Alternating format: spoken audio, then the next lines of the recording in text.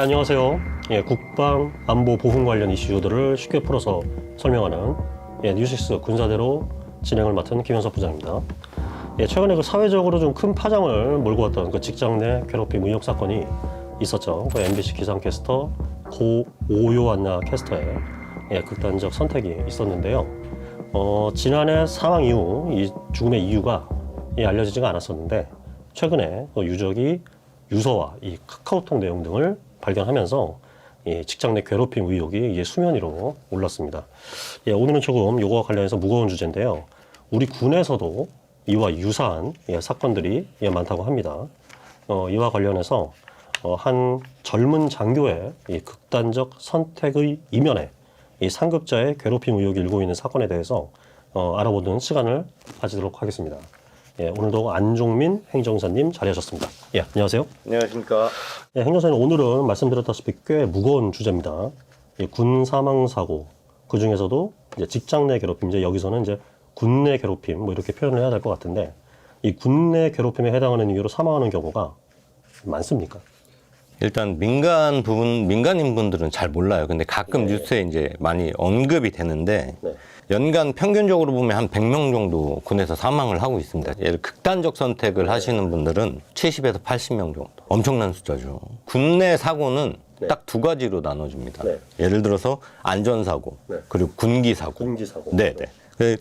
안전사고는 어떤 거냐? 예를 들어서 이렇게 차량 이렇게 전복사고라든지, 자, 교통사고, 뭐 그러면 항공기 사고, 뭐 익사사고, 이제 폭발물 사고 같은 것들. 그리고 엊그제 이제 포천에서 났던 그 비행기 사고들, 이런 것들을 이제 보통 안전사고라고 지칭을 하고. 말 그대로 안전사고네요. 그렇죠. 공뿐만 아니라 저희가 민간에서도. 네, 민간에서도 얘기하는 똑같고, 군기사고는 군형법이나 군인 복무 기본법에 위배되는 사건들, 그러니까 고의나 과실이 들어가는 사건들이죠. 그래서 이 사람들은 형사처벌 대상이 되는지 여부가 이제 가장 중요한 사고들을 군기사고라고 하고 있습니다. 군기사고라고 표현을 하는 그렇죠. 거죠. 이 두 가지로 나누는데 군대 내 괴롭힘 또는 가혹행위는 딱 군기사고에 해당하는 거죠. 왜 그러냐면 대부분 구타 아니면 가혹행위, 폭언 욕설, 뭐 집단 내 괴롭힘, 뭐 이런 것들이 이제 군기사고에 해당하는 거예요. 그런데 거기에 7, 80명이라고 하면 어마어마하게 많은 거죠. 알겠습니다. 그러니까 저희가 이제 막연히 뭐 이제 군에서도 뭐 사람이 다치고 죽는 경우가 뭐 그런 사건이 일어난다고 저희가 이제 막연히 알고 있는데, 딱 이렇게 구체적인 숫자로 들으니까 이 정도로 심각했구나라는 생각이 들어요. 그렇죠. 그러니까 지금 벌써 한 해 70명 정도가 극단 선택을 한다. 그럼 이건 굉장히 심각하게 저는 이제 들리는데, 우리 행정사님이 이제 자료를 하나 주셨는데, 이게 10년치입니다. 2013년에 117명의 사망자 중에 안전사고가 37명, 그리고 군기사고가 80명이에요. 그러니까 군기사고가 2배 이상 많고, 그렇죠. 그리고 이중 이 극단 선택이 79명, 79명이었고, 다네요, 다 거의. 거의 다. 그리고 중간에 사망자가 조금 줄었다가 2020년에는 총 55명 사망으로 이제 확 줄었어요. 근데 2021년에는 다시 103명이 사망을 하고 2022년에는 93명이 사망으로 집계됐습니다. 그리고 2022년 이 93명 사망자 중에 극단 선택이 70명이네요. 통계를 자세히 보면 뭐 뉴스에도 93% 정도가 극단적 선택이라고 할 정도로 이 문제는 지금 군에서도 엄청 큰 문제가 되겠죠.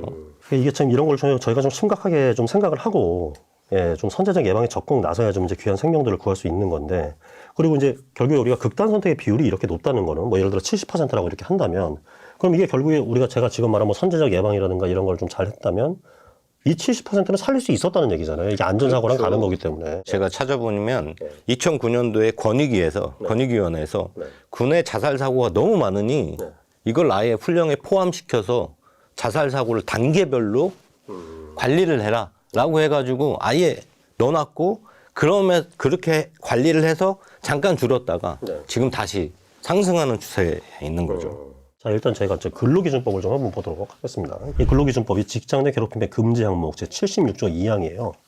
이 항목을 보면 사용자 또는 근로자는 직장에서의 지위 또는 관계 등의 우위를 이용하여 업무상 적정 범위를 넘어서 다른 근로자에게 신체적 정신적 고통을 주거나 근무 환경을 악화시키는 행위를 하여서는 아니 된다. 이를 위반할 경우에 3년 이하의 징역 또는 3천만 원 이하의 벌금에 처하고 있고요. 이런 직장 내 괴롭힘 유형이 뭐 모욕, 명예훼손, 부당한 지시, 뭐 따돌림, 차별, 업무의 강요, 갑질, 폭행 및 폭언 이렇게 있습니다. 군은 어떻습니까? 군대도 똑같죠. 군대도 일단은 병사들 사이에서는 이제 예전에 이제 지금 구타가 많이 없어졌다고 해요. 이제 가혹행위나 폭언 욕설 아니면 인격 모독. 요즘은 인격 모독이 되게 제일 많은 추세고요. 간부들은 이제 우리가 이제 근로기준법에 따라서 내가 그만두고 싶으면 그만둘 수 있는 게 아니잖아요, 간부들은. 그렇죠. 그러다 보니까 이게 업무 강요나 일단은 부당 지시가 너무 많습니다. 부당한 지시. 그렇죠. 왜 그러냐면 그럼 요즘은 뉴스에도 부당한 지시를 받았을 때 퇴사하는 경우도 되게 많잖아요.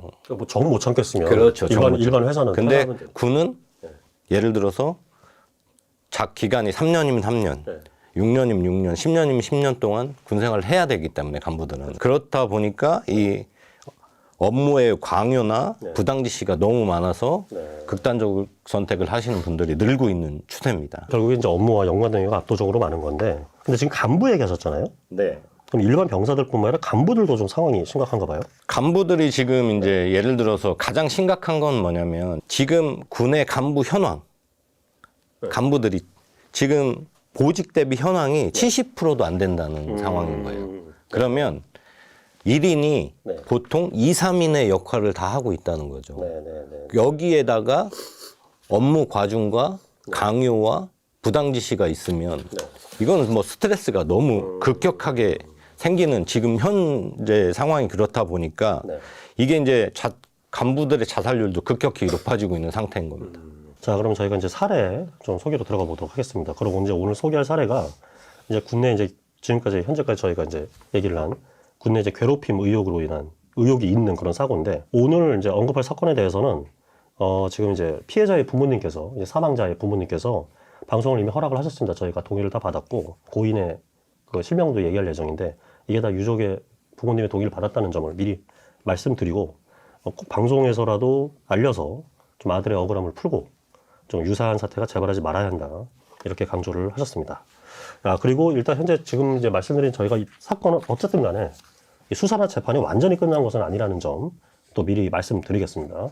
예, 구체적인 내용 이야기 계속하면서 전달드리도록 하겠고요. 고인의 성함이 이름이 유신형 중입니다. 예, 98년생이고 아주대학교 국방디지털융합과를 졸업을 하고 2022년에 공군 소비로 임관을 했습니다. 이후에 공군 작전사령부 작전정보통신단 체계개발실 감시정찰 무인기 체계팀에서 근무를 했고, 사망 당시에 이제 중위 계급이었네요. 일단 좀 행정사에서 대략적으로 좀 말씀해 주시죠. 유중위에 대해서. 예. 유신형 중위는 우리가 알고 있는 이 아주대학교 국방디지털융합과가 예를 들어서 여기를 나오면 장교로 바로 임관할 수 있는 그런 과예요.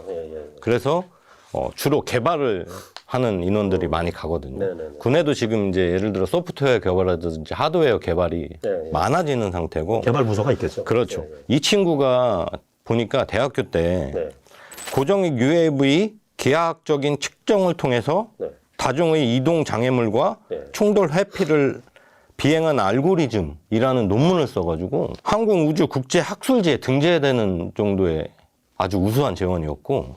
상당히 엘리트였던 것 같아요. 그렇죠. 근데 이제 임관 후에도 이 친구가 보통 정보통신학교에서 그 초급반 교육을 받거든요. 거기서 수석으로 졸업을 했다. 상당히 우수한 자원이에요. 거기다 그리고 소위 때 일을 너무 잘하니까 이 친구가 참모총장 표창 상신까지 될 정도로 업무의 그 개발 업무의 정통이었던 거죠. 근데 참모총장 표창 그 대상자로 상신되는 게 소위가 될 가능성이 거의 없죠. 그러니까 이렇게 대상자가 되는 것 자체가 그런 일 아닌가요? 소위 때 군인 정신도 그렇고 이 개발에 공군의 개발에 엄청나게 기여를 했다는 거죠. 그래서 이 정도로 이렇게 우수한 공군에 이제 나가서 이제 전역을 하고 나서는 이제 이 사회의 인재가 될.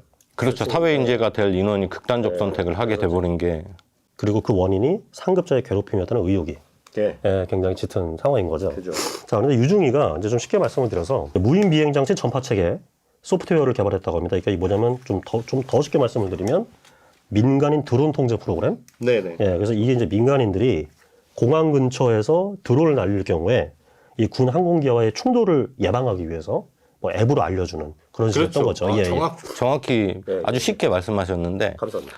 일단은 이게 요즘 드론을 엄청 많이 날리잖아요. 네네네. 뭐 엊그제도 드론 얘기가 많이 나오니까 지금 뭐 전장에서는 드론이 뭐 최고 지금 전략 무기로 지금 나오고 있는 상태고 네네네. 그리고 비행장 근처에서도 이 드론을 많이 날립니다. 그러다 보니까 이제 국토부에서 이거를 네. 드론을 날리기 전에 네. 그걸 다 등록하게끔 되어 있어요. 이 등록된 자료가 어디로 넘어오냐면 각 비행단으로 넘어와요. 공군 비행단으로. 그럼 공군 비행단에서는 그걸 관리를 해야 되잖아요. 네. 이 관리가 이제 안 되니까 네. 결국은 그 전에는 다 전화로 했거든요. 아, 저 오늘 몇 시에 신청한 사람인데 네. 저 오늘 비행기 지금 날리겠습니다. 하고 아, 저 지금 비행 시간 끝났고 다 날렸습니다. 이거를 계속 전화로 하니까 주말 내내 네. 계속 전화를 받아야 되는 이 상황이 된 거예요. 이 상황이 되다 보니까 해당 비행단에서 네. 웹이라든지 앱이라든지 이런 걸 통해서 자동으로. 자동으로 할 수 있도록 그런 식의 네. 그 비행 장치를 만드는 이 개발을 하고 있었던 거죠. 근데 뭐 제가 이제 저는 이제 문과 출신이라서 뭐 완벽하게 이해는 잘 안 되지만 저 이제 우리 행정사님께서 미리 보내주신 그 체계도를 보니까 군대 이거 인트라넷망에서 공군의 그 알림톡을 그렇죠. 활용해서 좀 편하게 좀 민간 사용자한테 전달을 하는 그런 체계 같아요. 이해하기 쉽게는 지금 현재 있는 공군 알림톡을 활용해서 그 비행을 하는 드론 비행을 하는 인원들한테 왜 전화번호를 다 어차피 국토부에서 등록이 되어 있으니까 네네. 그 사람한테 자동으로 날려주는 거죠. 그걸 받은 사람은 나는 몇 시부터 비행 시작 네. 그리고 비행 다 날리고 난 다음에 비행 종료 네. 이게 되는 거예요. 자, 그러면 우리 유중이가 어쨌든 그런 프로그램을 만들었다고 보면 되는 거잖아요. 그렇죠. 다 만드는 거죠. 그런데 이게 지금 약간의 지금 문제가 뭐냐면 우리 행정사님께서 써주신 거 보면 이거 무슨 말인지 보안도 유지하면서 예산도 안 써도 되는 이게 무슨 뭡니까 이게? 그러니까 예. 군은 항상 예산을 안 쓰면서도 만들 수 있는 방법을 먼저 찾는 거죠. 그거 군만 그런 게 아니라 대한민국 즉 고질병입니다. 그거. 그렇죠. 예, 고질병이죠. 예. 그러다 보니까 이걸 갖다가 이제 어떻게 하는 게 보안에도 위배되지 않으면서 효과적으로 할 수 있는 방법을 이제 연구를 한 거죠. 그래서 유중이가 이제 연구한 방법은 뭐냐면 네. 첫 번째로 어차피 공군 알림톡은 있으니까 네. 그걸 활용하는 방법 하나. 네. 그리고 두 번째로는 카카오톡 업체를 네. 단독으로 계약을 해가지고 하는 방법 하나. 가장 이제 쉽고 빨리 할 수 있는 것.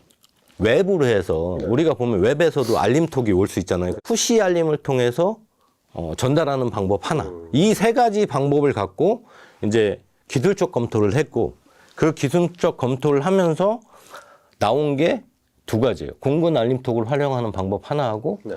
웹 푸시를 하는 방법으로.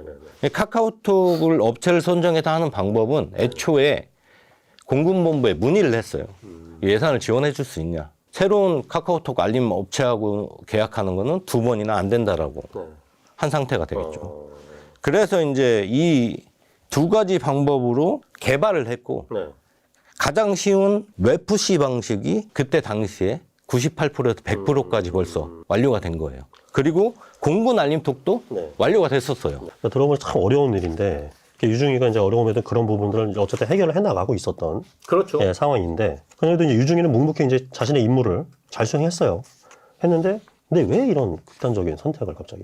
그러니까 이 친구가 그 인관하고 나서 한 7개월 동안은 네. 그 지금 말씀하신 것처럼 개발자랑 똑같이 업무를 했어요. 네. 그러니까 뭐 날 새면서 하면서도 자기가 하고 싶었던 거니까 그리고 자기 전공 분야고 그리고서는 너무 자기가 인정을 많이 받으니까 더 하고 싶겠죠. 그래서 날 새거나 주말에 나와서 일하거나 이거에 대한 부담감이 없었어요. 그러니까 일 많은 것에 대한 불만은 없었던 거예요. 그러니까 개발에 대한 불만은 하나도 없었어요. 그러니까 아 내가 이거를 며칠까지 해야 되면 나와서 날 새면서 개발하고 했던 친구예요. 근데 이게 극단적으로 2024년 1월 달에 완전히 또 바뀝니다. 그 이유가 이제 그 새로운 팀장이 있어요. 그 전 팀장은 아예 이 친구를 개발자니까 개발자 업무만 시켰어요. 그 외의 업무들은 이 팀장이 다 조정하고 자기가 알아볼 거 알아보고 했었단 말이죠. 그리고 명확하게 그 사람 개발자는 개발자 임무를 해야 된다는 그 정확히 알고 있었던 거죠. 근데 이제 새로운 팀장이 오면서 개발은 뒷전이고 오로지 행정이 이제 주가 되는 상황이 발생해 버리는 거죠. 그러니까 저희가 이제 그 좋았던 전 팀장을 저희가 A 팀장이라고 하고 이제 새로운 팀장을 B 팀장이라고 할게요. 네네네. 이 B 팀장이 오면서 좀 문제가 생겼나 봐요. 그렇죠. 예를 들어서 개발자는 정확하거든요. 네. 임무 기술서에 딱 보면 네. 오로지 개발, 유지 보수, 네. 그 다음에 연구예요. 네네네. 이게 아예 그냥 나와 있어요. 그리고 또 아까 말씀드렸지만 이게 공군 알림톡이나 웹푸시 방법을 벌써 98% 완료가 됐고 거의 100% 완료가 됐었고 방첩사에 네. 보안성 검토만 내버려둔 상태예요. 그런데 갑자기 이 팀장이 오면서 네. 업체를 선정해서 네. 개발하는 방법으로 완전히 틀어버려요. 그러니까 98% 이미 한 걸로 그냥. 그렇죠. 없고 새로운 걸로. 근데 이거를 갖다가 예를 들어서 네. 그럼 그 개발만 하면 되는 거냐? 네. 그게 아니라 갑자기 비행단에 드론을 얼만큼 지금 운영하고 있는지 이 현황 그리고 카카오톡을 계약을 하면 공군 전체가 예산이 얼마나 들어가는지 이걸 파악하라고 시킨 거예요. 개발 외에 지금 보니까 업체 선정, 무슨 뭐 현황 파악, 예산 파악 이런 건 뭐 결국에 행정 사무 업무를 같이 시켰다는 거잖아요. 그렇죠. 지금 그러니까 일반 사회에서도 부장님도 아시겠지만 이 예산이라는 거나 이런 운영 파악이나 이런 거를 지금 신입사원이 들어와서 할 수 있나요? 못하죠. 그리고 이런 건 본부에서 해야 되는 거라니까. 네, 본부에서 해야 돼요. 공군본부에서. 저희 같은 기자들은 편집국에서 취재를 하고 기사를 쓰면 그렇죠. 어떤 회사에서 무슨 돈이 들어가는 걸 계산을 하고 무슨 뭐 여러 가지 행정사무를 뭐 경영 지원팀이라든가 그런 데서 해야 되는 건데 지금 이 한 사람한테 그거 다 시켰다는 거잖아요. 그렇죠. 그것도 소위예요. 그러니까 소위 말하는 초급 장교? 그렇죠. 초급 장교면 우리가 그냥 신입사원이라고 생각하면 돼요. 할 수 없는 일을 하게 시킨 거죠. 그러니까 그 전 팀장, A 팀장은 이런 비행단 드론 운용이라든지 예산이라든지 이런 게 있으면 자기가 공군본부하고 작전통신단하고 다 자기가 조율을 하고 해결을 했단 말이에요. 근데 갑자기 개발자 소위한테 이걸 시켰으니까. 일단 거기서 좀 많이 괴로웠을 거고 네, 힘들었을 거기서 것 같아요. 괴로운 거죠. 또 문제는 뭐냐. 이 B 팀장이 보고서를 좋아해요. A, B, C, D 보고서예요. 무조건. 거기에다가 보고서를 만들어 가면 휴면명조치 안 썼다. 자간이 얼마다. 이런 것들만 계속 지적을 하는 거예요. 그러다 보니까 이 친구가 개발은 다 완료해놨는데 왜 내가 지금 이걸 하고 있어야 되는지 미치겠고 그 일을 또 내가 어떻게 해서 파악해야 되는지도 모르겠다고 해요. 근데 이 B 팀장은 왜 이렇게 보고서를 좋아하니? 왜 그러냐면 보고서를 좋아하는 게 옛날에 진급을 잘하려면 보고서를 잘 써라라는 말이 있어요. 군대에서. 그거 옛날이잖아요. 지금도 그래요? 지금도 그렇습니다. 아, 그래요? 그러니까 예를 들어 보고서 잘 쓰고 브리핑 잘하면 진급한다. 이게 지금도 통해. 아, 그렇다. B 팀장 같은 경우가 이제 상급자한테 잘 보이고 싶었던 거죠. 그러니까 자꾸 보고서만 만들어서 자기가 이렇게 일하고 있다라는 걸 보여주고 싶었던 거고. 지금 여기서 써주신 거 우리 행정사님께서 미리 지금 원고에서 써오신 거 제가 1, 2, 3번만 읽어볼게요. 공통점이 다 무조건이 들어갑니다. 무조건. 이게 진짜 이게 사람 미치게 하는 거거든요. 군이라는 거지. 그러니까 아까도 저희가 잠깐 약간 무슨 동반 진반식으로 얘기했지만 일반 회사는 진짜 내가 못 참겠으면 사표 던지고 나가면 되는 건데 군이라는 것은 또 이렇다 해서 내가 뭐 나가고 싶다 나가고 싶는 것도 아니고 느끼는 압박이 다르기 때문에 그래서 이런 부분들이 좀 많이 그려집니다. 그리고서는 아까 말씀하셨듯이 여기 나오죠. 이게 핵심이에요. 개발보다 보고 행정이 먼저고 그 B 팀장의 상급자 실장 중령 실장이 뭐라고 얘기했냐면 야 카카오 알림톡 없으면 이거 기능 반쪽짜리야. 이렇게 얘기를 한 거예요. 그러니까 무조건 만들라고 지시를 했겠죠. 웹푸시를 98%나 만들어 놓고도 보안성 검토만 남았는데도 그거 폐기? 빨리 이거 알아봐. 언제 알아봐? 휴가 때도 그런 게 와요. 야 이거 알아봤어? 계속 이렇게 문자가 온다고요. 그러니 유중희 같은 경우나 여기 있는 그 부사관들은 부대 훈련 기간에 개발을 해야 되잖아요. 근데 여기 보면은 하루 종일 보고서만 작성하고 있었다. 이런 얘기가 나와요. 그러니까 이게 너무 극단적인 거예요. 모든 업무 스타일이 지시만 하는 거죠. 그리고 보고서만 갖고 와. 그리고 이거 공군본부 예산도 네가 알아봐. 업체 선정도 네가 알아봐. 이렇게 되는 거예요. 지적한다는 게 폰트, 글씨 크기, 자간, 줄간, 그 볼드 차려고 하는 강조, 네, 강조죠. 뭐 들여쓰기, 내어쓰기 이런 걸로 뭐 지적을 하고 최소 10번을 다시 반려를 시키고 네네. 이런 심하게는 28번까지 반려를 시켰다. 동료 부사관들에 대한 제보도 받으셨잖아요. 네네. 사실 지금. 그래서 근데 이게 지금 말씀하신 게 이제 사실이라면 이게 진짜 나 이런 말 표현써도 되나 이제 유튜브라서 약간은 좀 자유롭게 말하겠습니다. 이게 개판이네 완전. 근데 유중이 말고도 지금 다른 동료들도 있었을 거 아닙니까 그 부서에.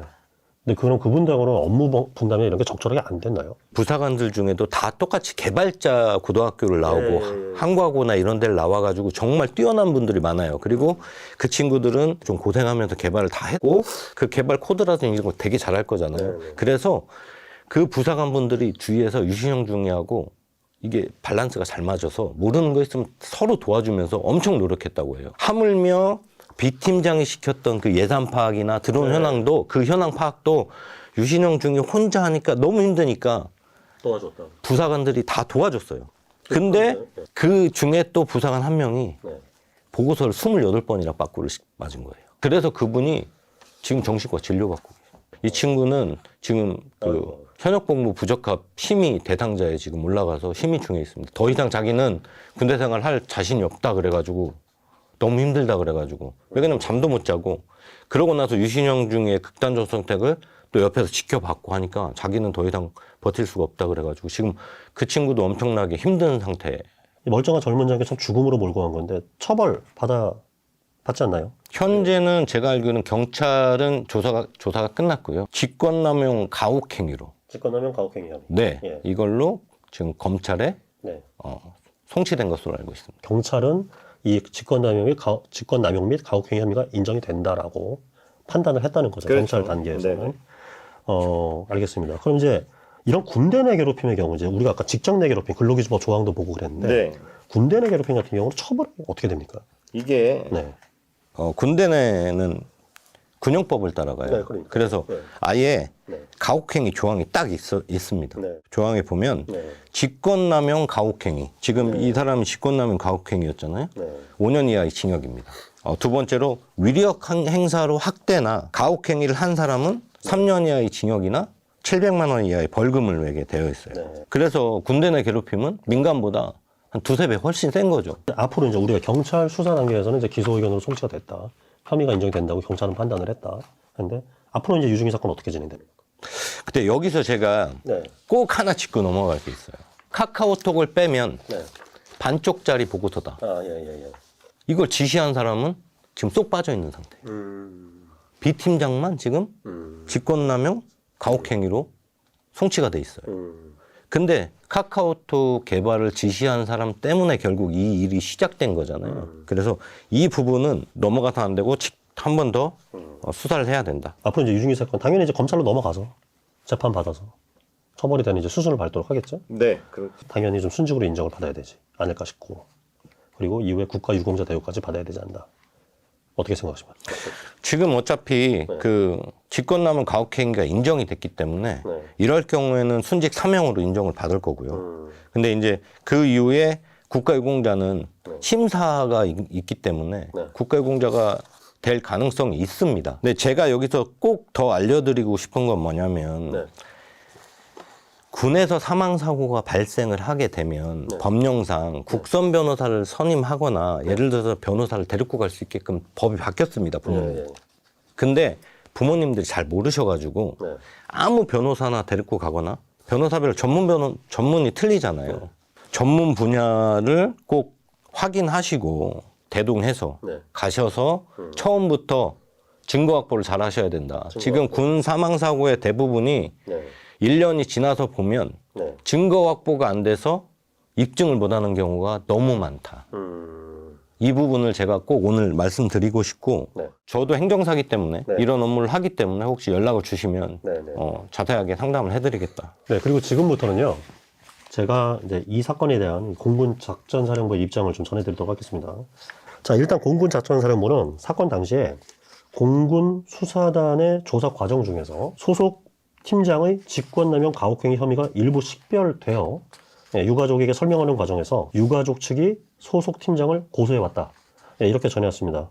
그래서 이에 법령에 따라, 그래서 이제 군사법원법에 따라서 민간 경찰로 이첩을 했다고 합니다. 근데 여기서 좀 중요하게 보이는 게 사건 당시에 이제 그 공군 수사단의 조사 과정 중에서도 혐의가 당시 이미 일부가 식별됐다는 이제 그 부분 같이 보이고 또 뭐냐면 일단은 뭐 자살의 완전 직접적인 원인으로는 안 보이지만 이준희가 맡았던 아까 무인 비행장치 전파체계 프로그램의 개발이 좀 소수가 하기에는 너무 좀 어렵고 과도하고 그런 임무였다 이런 주장에 대해서 공군 작전사령부는 입장을 뭐라고 했냐면 해당 업무는 사망자의 담당 직능에는 포함되어 있는 업무 업무였다라면서 다만 이제 그 업무가 과도했는지는 수사로 밝힐 내용이다 이렇게 밝혀왔고요.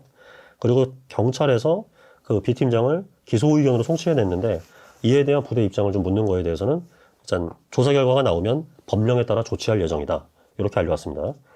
그리고 재발 방지 대책을 세운 것이 있느냐고도 한번 물어봤는데 공군은 가혹행위 예방 활동 강화, 초급 간부 대상 사고 예방 강화 등의 내용이 포함된 군 기강 확립 및 사고 예방 활동 강조 지시를 지속적으로 하다라고 있으며 그 밖에 공군 본부 주관 예하 부대 현장 진단 또한 반기에 1회 실시하는 등 사고 방지에 최선을 다하고 있다 이렇게 대답을 했습니다. 그리고 그 현재 그 가해 의혹이 있는 그 B 팀장이 타부대로 이제 파견 조치된 상태라고 해요. 그래서 제가 사실 그 관할 경찰하고도 통화를 한 번 했거든요.